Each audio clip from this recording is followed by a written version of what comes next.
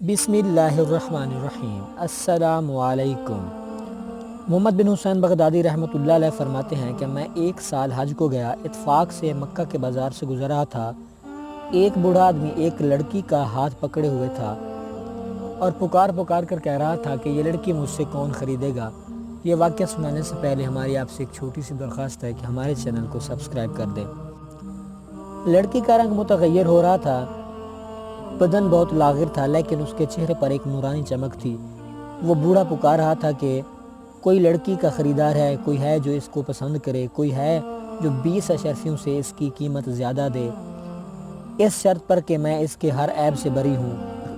मैंने शेख के करीब जाकर पूछा, इस बंदे की कीमत का हाल तो मालूम हो गया, इसमें ऐब क्या है? वो कहने लगा, ये लड़की पागल है, हर वक्त गमज़दा रहती है, रात भर नमाज पढ़ती है, दिन भर रोज़ा रखती है, ना खाती है ना पीती है, हर जगह बिल्कुल तन्हाई पसंद करती है। जब मैंने उसकी बात सुनी, वो लड़की मुझे पसंद आ गई और मैंने उसको ख़रीद लिया और अपनी क़याम गाह पर पहुंच गया। मैंने उसको देखा कि वो ज़मीन की तरफ सर झुका कर बैठी है। फिर उसने सर उठाया और कहने लगी, मेरे छोटे आका, आपका वतन कहाँ है? अल्लाह ताला आप पर रहम करे। मैंने कहा, इराक़ है। लड़की कहने लगी, कौन सा इराक़, बसरा या कूफा? मैंने कहा, दोनों में नहीं। कहने लगी, तो क्या आप बगदाद के रहने वाले हैं? मैंने कहा, हाँ। कहने लगी, वाह, वो तो आबदों और जाहिदों का शहर है। मुझे ताज्जुब हुआ कि ये बंदी एक कोठी से दूसरी कोठी वाली औरत है, इसको आबदों और जाहिदों की क्या खबर? मैंने उससे दिल लगी के तौर पर पूछा कि तू इनमें से किन किन आबदों को जानती है? कहने लगी, मालिक बिन दीनार रहमतुल्लाह अलैह और मोहम्मद बिन हुसैन बगदादी रहमतुल्लाह अलैह को। मैंने उससे पूछा कि तुझे उन सब का हाल किस तरह मालूम हुआ? कहने लगी, ए नौजवान, उनको कैसे न जानूं? अल्लाह की कसम, ये लोग दिलों के तबीब हैं। ये वो लोग हैं जो आशिक को माशूक का रास्ता बताते हैं। फिर उसने 4 शेर पढ़े, जिसका तर्जमा ये है, ये कौम वो लोग हैं जिनकी फ़िक्र अल्लाह के साथ वाबस्ता है, बस उनके लिए कोई फ़िक्र ही किसी और का नहीं रहा। इन लोगों का मकसद सिर्फ उनका मौला और उनका सरदार है। क्या ही एक बेहतरीन मकसद है जो सिर्फ एक बेनियाज ज़ात के वास्ते है।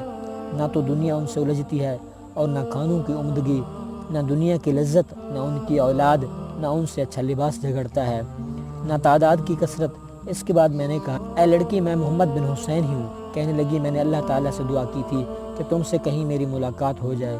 तुम्हारी वो दिलकश आवाज़ क्या हुई जिससे तुम तमाम मुरीदैन के दिलों को ज़िंदा किया करते थे और सुनने वालों की आंखें भर जाया करती थीं? मैंने कहा, बहाला मौजूद है। कहने लगी, अल्लाह की कसम, मुझे कुछ कुरान पाक सुना दो। मैंने बिस्मिल्लाहिर्रहमानिर्रहीम पढ़ा तो उसने बहुत ज़ोर से एक चीख मारी और बेहोश हो गई। मैंने उस पर पानी छिड़का जिससे उसको अफाका हुआ। तो कहने लगी, जिसके नाम का ये असर है, अगर मैं उसको पहचान लूँ और जन्नत में उसको देख लूँ तो क्या हाल होगा? फिर कहने लगी, अच्छा पढ़िए, अल्लाह जल्ला शान हुआ आप पर रहम करे। मैंने ये आयत पढ़ी, जो लोग बुरे काम करते हैं, क्या वो ये गुमान करते हैं हम उनको उन लोगों के बराबर कर देंगे जो ईमान लाए और अच्छे अमल किए, कि उनका जीना मरना एक सा हो जाए? जो ऐसा गुमान करते हैं वो बहुत बुरी तजवीज़ कर रहे हैं। ये आयत सुनकर कहने लगी कि अल्लाह का शुक्र है, हमने कभी किसी की परस्तिश न की, न किसी सनम को बोसा दिया। और कुछ पढ़िए, अल्लाह आप पर रहम करे। मैंने पढ़ा, बेशक हमने जालिम के लिए आग तैयार कर रखी है, जिसकी कनातें उसको चारों तरफ से घेरे होंगे, और अगर वो लोग फरियाद करेंगे तो ऐसे पानी से उनकी फरियाद रसी की जाएगी जो तेल की तलछट की तरह बदहैयत होगा, और ऐसा सख्त गर्म मुंह को जलाएगा कि क्या ही बुरा पानी होगा, और जहन्नम क्या ही बुरा ठिकाना होगा। वो कहने लगी, तुमने अपने दिल पर नाउमीदी लाजिम कर दी है, अपने दिल को उम्मीद और खौफ के दरमियान मुअत्तर करो। कुछ और पढ़ो, अल्लाह जल्ला शानहू आप पर रहम करे। तो मैंने पढ़ा, बहुत से चेहरे उस दिन खंदा व शादा होंगे, और ये पढ़ा, बहुत से चेहरे उस दिन बाद बारौनक होंगे और अपने रब की तरफ देखते होंगे।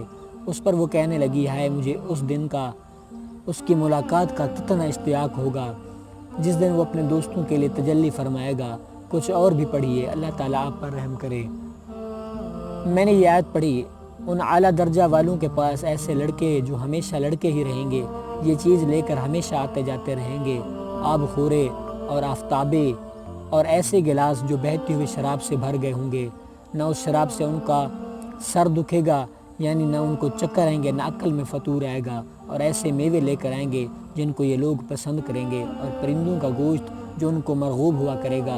اور ان کے لیے خوبصورت بڑی بڑی آنکھوں والی حوریں ہوں گی، جیسا کہ حفاظت سے پوشیدہ رکھا ہوا موتی۔ یہ سب کچھ بدلہ ہے ان اعمال کا جو دنیا میں کیا کرتے تھے۔ یہ لوگ جنت میں نہ کوئی بیہودہ بات سنیں گے، بس سلام ہی سلام کی آواز ہر طرف سے آئے گی۔ اور وہ حضرات جو داہنے والے ہیں، یعنی ان کے اعمال نامہ دائیں ہاتھ میں ملے ہیں، وہ داہنے بھی کیسے اچھے آدمی ہیں۔ وہ ان باغوں میں رہیں گے جہاں بغیر کانٹوں کے بیریاں ہوں گی، تہہ باتہ کیلے لگے ہوں گے اور بہت لمبا سایہ ہوگا، اور بہتا ہوا پانی ہوگا، اور کثرت سے میوے ہوں گے جو نہ ختم ہوں گے اور نہ انہیں کسی قسم کی روک ٹوک ہوگی۔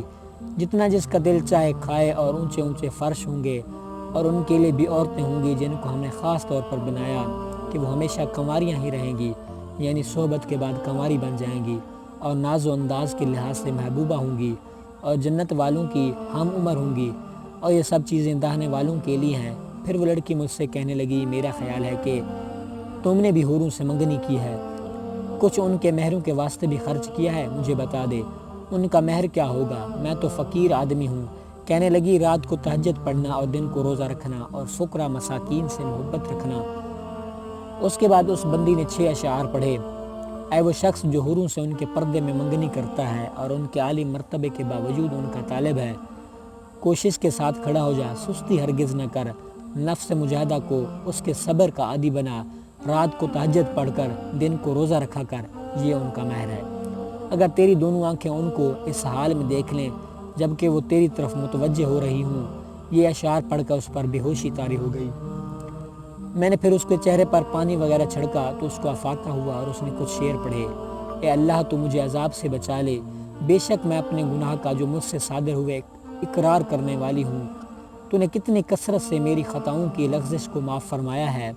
تو بڑا فضل والا ہے، بڑا احسان والا ہے۔